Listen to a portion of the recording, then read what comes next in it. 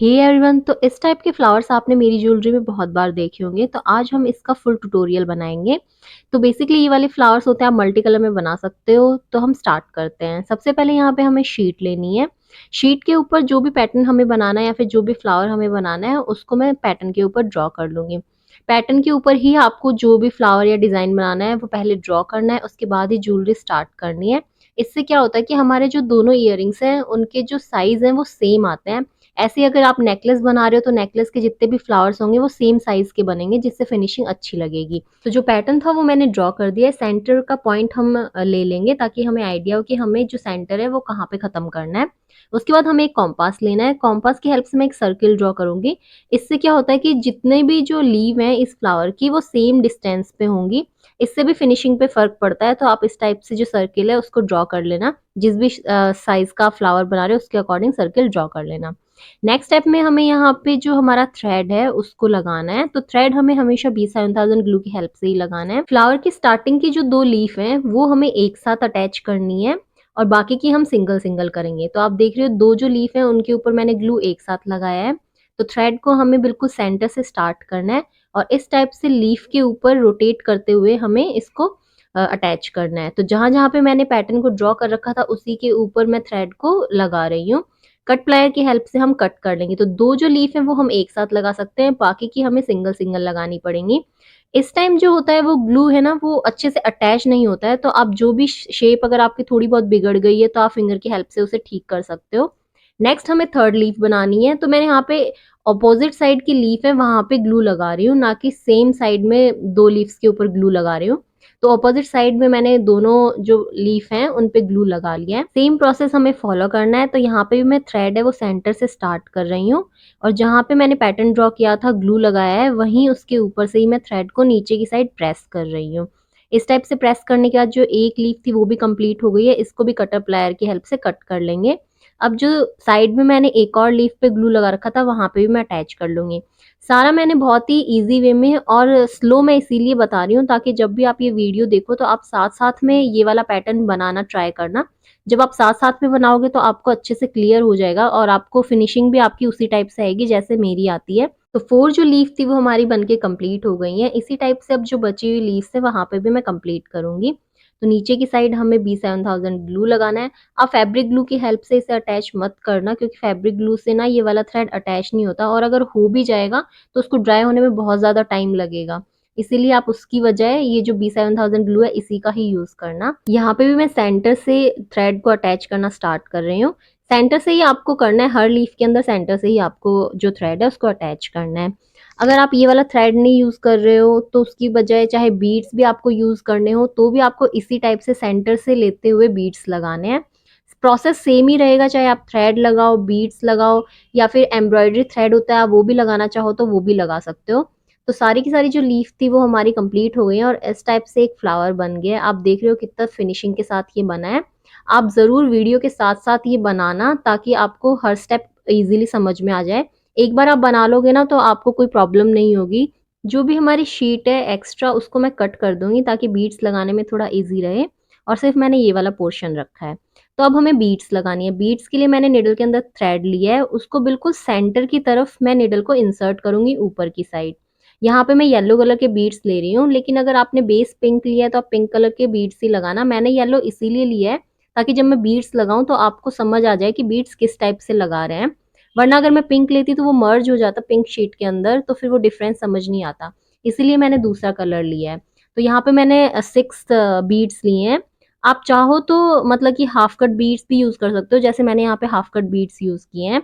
तो ऊपर की साइड बिल्कुल टॉप के अंदर मेरे को निडल को नीचे की साइड इंसर्ट करना और इस टाइप से एक स्ट्रेट लाइन बनानी है। थ्रेड को हमेशा फिंगर की हेल्प से पीछे की साइड प्रेस करके रखना है ताकि वो लूज ना हो जाए। अब आप देख रहे हो ऊपर की साइड मैंने जहाँ पे बाउंड्री थी वहां पे निडल को ऊपर की साइड ले लिया है। अब 4 या फिर 5 बीड्स जितनी भी आपकी लीफ पड़ी है उसके अकॉर्डिंग बीड्स निडल के अंदर डालना और आगे की साइड हमें 45 डिग्री के एंगल पे निडल को नीचे की साइड ले जाना है। ये जो बीच में लाइन है ये इसीलिए हमने बनाई है ताकि हमारा जो पैटर्न है वो 3D में दिखे। वरना फ्लैट दिखेगा तो वो इतना अच्छा लुक नहीं देता है। तो अब जहाँ पे मैंने फर्स्ट लाइन लगाई है उसी के पास में मैंने निडल को वापस ऊपर की साइड इंसर्ट किया और वापस मैं यहाँ पे बीड्स को इंसर्ट कर रही हूँ और ऊपर की साइड जहाँ पे पहले वाली जो लाइन एंड हो रही है वहीं पे नीचे की साइड निडल को वापस ले जाएंगे। तो इस टाइप से 2 लाइन्स कंप्लीट हो गई हैं। सेम प्रोसेस हमें रिपीट करना है। तो अब थर्ड लाइन के लिए भी जहाँ पे सेकंड लाइन खत्म हुई है वहीं पे मैंने निडल को ऊपर की साइड किया है। अब मैं बीड्स को इंसर्ट करूंगी और जहाँ पे सेकंड लाइन हमारी खत्म हुई थी वहीं पे उसके पास में मैं निडल को नीचे की साइड ले जाऊंगी। आपने देखा होगा मैं ज्वेलरी में 2-2 फ्लावर यूज करती हूँ। तो जो नीचे का फ्लावर होता है उसमें फ्लैट बीड्स लगते हैं और ये वाला जो फ्लावर है वो ऊपर की साइड लगता है जिसमें 3D बीड्स लगते हैं। तो इस टाइप से हम 3D इल्यूजन बना सकते हैं जिस टाइप से मैं बना रही हूँ और इसकी फिनिशिंग बहुत ही अच्छी आती है, लुक भी बहुत अच्छा आता है। आपको वीडियो या फोटो में इतने इजीली समझ नहीं आएगा लेकिन अगर आप इसको पास से देखोगे तो आपको पता चलेगा कि इसका लुक बहुत ही डिफरेंट आता है।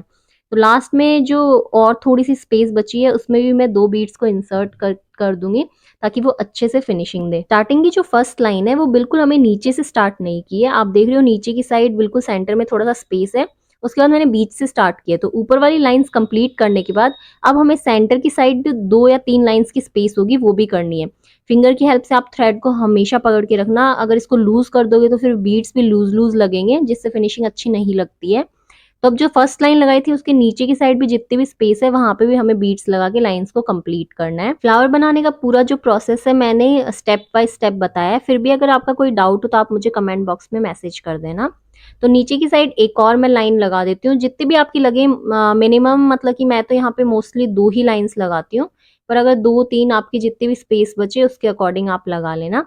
तो इस टाइप से जो है हमारी पूरी लीफ जो है सिंगल लीफ उसके ऊपर मैंने 3D टाइप में बीड्स लगा दिए हैं। देखने में आपको ये कुछ इस टाइप की दिखाई देगी।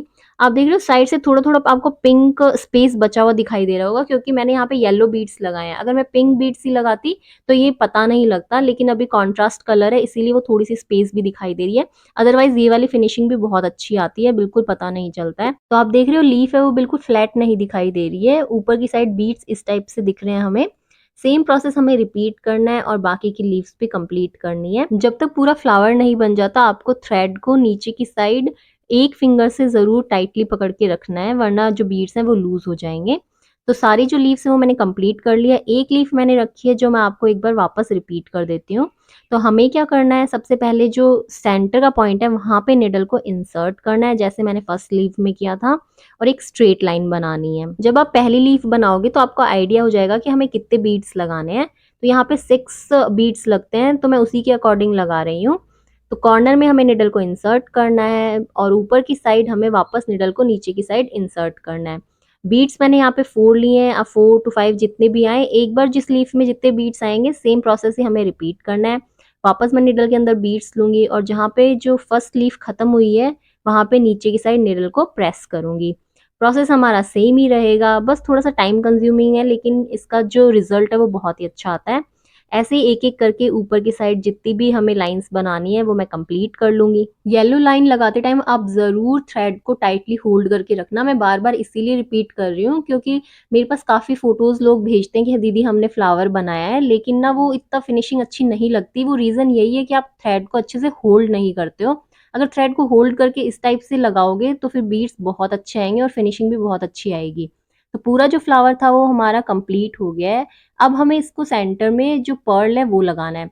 पर्ल आप अपने अकॉर्डिंग लगा सकते हो। आप कलरफुल पर्ल भी लगा सकते हो लेकिन मैं मोस्टली व्हाइट पर्ल का ही यूज़ करती हूँ। बीड्स को रखने के लिए मैं इस टाइप के बॉक्सेस का यूज़ करती हूँ। इसमें क्या होता है कि सारे सेम टाइप के बीड्स एक बॉक्स में आ जाते हैं। तो ये वाला जो साइज़ है ये पर्ल मैं लगा रही हूँ। पर्ल को लगाते टाइम आपको ध्यान रखना है कि एकदम सेंटर से निडल को इंसर्ट नहीं करना है। निडल को हमें सेंटर से थोड़ा ऊपर की साइड इंसर्ट करना है। किसी भी लीफ में कर सकते हो। तो मैंने यहाँ पे किया है। ये मैं इसीलिए करती हूँ क्योंकि जो पर्ल होता है उसका साइज़ थोड़ा बड़ा होता है। अगर आप सेंटर में सिर्फ सिंगल नॉट लगाओगे तो उससे ये स्ट्रॉन्ग नहीं रहता है। इसीलिए थोड़ा-सा मैंने ऊपर की साइड लगाया। उसके जस्ट अपोज़िट साइड में मैं वापस निडल को नीचे की साइड इंसर्ट करूँगी। तो नीचे की साइड इंसर्ट करते टाइम भी हमें सेंटर से नहीं करना है। इस टाइप से लगाने में फिनिशिंग भी अच्छी आती है क्योंकि थ्रेड है वो साइड में दिखाई देता है, हमें ऊपर की साइड नहीं दिखाई देगा। तो आप 2 से 3 स्टिचेस ज़रूर लगाना पर्ल में सेंटर में। ऐसा नहीं कि आपने सिर्फ एक ही नॉट लगाया और फिर बाद में वो लूज़ हो जाए। इसीलिए 2 या 3 स्टिचेस ज़रूर लगाना है और स्टिच लगाने के बाद नीचे की साइड थोड़ा-सा ग्लू भी अप्लाई कर सकते हो ताकि ये अच्छे से स्ट्रांगली लग जाए। तो फाइनली हमारा जो फ्लावर था वो बन के रेडी हो गया है। आई होप आपको सारे स्टेप्स समझ में आए हों। फिर भी कोई डाउट हो तो आप मुझे कमेंट बॉक्स में मैसेज कर देना। Thank you for watching my videos. Bye bye. Have a nice day.